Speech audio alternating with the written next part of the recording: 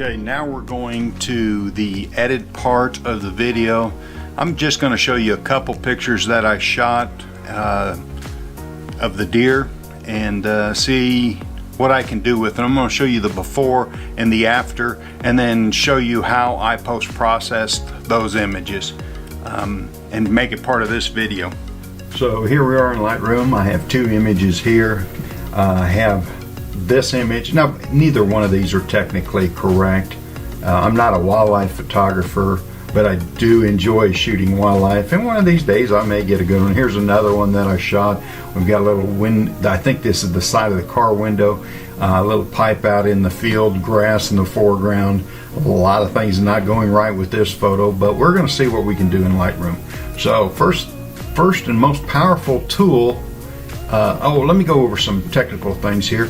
This image was shot, if you look over here, ISO 9000, 400, 5.6, at a shutter speed of 320. This image was shot at 2800, 400 millimeter, 5.6 at 320. So pretty high ISOs. Now the way I have my camera set up is I use auto ISO, and because that is a 400 image stabilization, I can usually get away with 320. Now I wish I would have shot at a higher shutter speed, because you'll see that there's a little image blur in moving parts. In moving animals. So let's use the most powerful tool first, right over here. I believe the most powerful tool we have is our crop tool. Now, I'm always saying you need to get everything right in camera, but I was sitting in the car, and this is the furthest that my lens would reach out. I'm shooting the Nikon 750, so I can get away with quite a bit of cropping and still have a great usable image. Now, let me zoom in real close, and let me take you back to, I'm going to turn off all the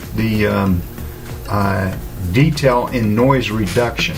And you can see all the little purple magenta splotches in here. So the first thing I do is I slide over my color till I get all the purple splotches out, which that looks good to me. And then I'm going to pull out or add luminance, which takes care of the little dots somewhat. Now don't go too far with this. You can go too far. If I go all the way over, you get kind of a blurry looking, paintery looking thing. So I think someplace in there. Okay, now let me zoom out. Okay, now what do I want to do next? Now I usually start at the top, unless there's noise, and I look at my histogram. The whites aren't touching and the blacks aren't touching. That usually tells you that it's a flat scene. So what I do first is I may play with my highlight slider. I take that all the way over, and I like the way it brought out, watch the grass area down here. I like the way it brought out a little detail there. It made it even flatter though. Now do I want to open up the shadows? So I'll slide my shadow slider. I don't think I'm going to open those very much. Now here's a trick that I learned from, I think it was Matt Kosklowski. I hold down my option key and go to my white slider, and I slide it to the right until I see my first on-screen white pop up. I'm going, went a little fast, deer tail, and then I just pull it back just a little bit until I get just barely a spot showing, something like that. Okay, then I'm going to do my blacks, option key down, but this time I'm going to the left until I get my first black, right there. Okay, now we have contrast. If I go back all the way to, let's see, right here, I'm going back in my history. I can't go back to before and after because it'll take you back to my finished image. I'm working on a virtual copy. Okay, so here is my before and here's my after. You can see that really popped. Now the next thing I work on, I always add a little bit of clarity, and I always add vibrance. Now dehaze is a new tool that they gave us or I should say new tool. They moved it up. It used to be hidden way down in effects or something to that, down here someplace, I can't remember, but now they've moved it up here because it is pretty powerful. Okay, now I go to my color. Now I'd added some color tint, and I'm going to add some green to take the magenta out. Oop, too much. I don't want green deer. Back a little more. Now I'm going to add some yellow. Warm it up. Something like that. Now my computer's running a little slow because I'm editing on the fly. So I'm going to go back and back to the adjustment, and there we go. Now it looks a little over contrasty to me, so I'll just pull down both the blacks and the whites. And now I want my viewer to just look towards the deer. This light area up front bothers me, these light areas up around the corners. So I'm going to use the radial tool, draw a radial around my deer, something like that.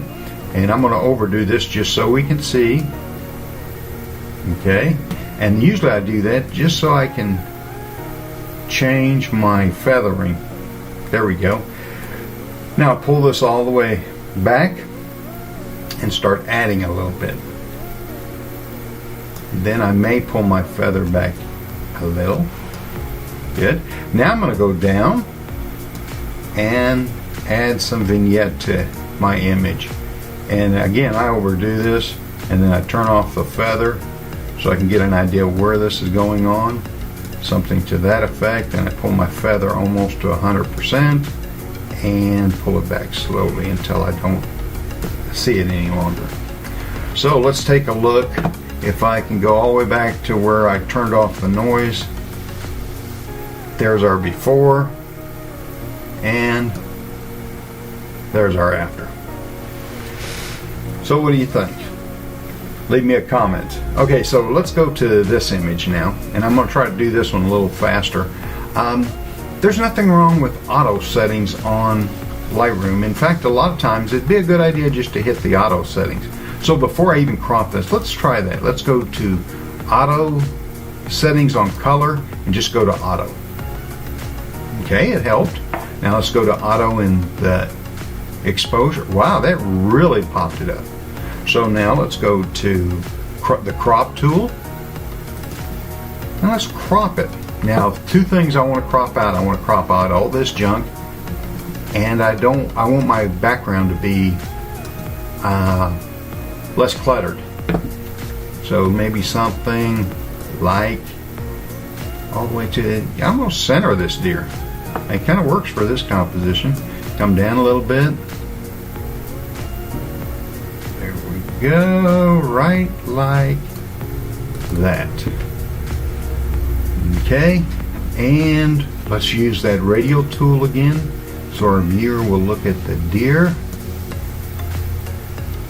And let's darken the outside a little bit. Here we go. And then let's go back to our basic panel. Add a little clarity, a little dehaze, a little saturation. I'm liking that. So that, let's go back from reset to the finished image. There we go. Now, by no means are these good images, but I just wanted to show you how I edited these. These are not wall hangers. I just wanted to show you how I did my editing on these. Thanks for watching. If you enjoyed this, please consider subscribing to this channel.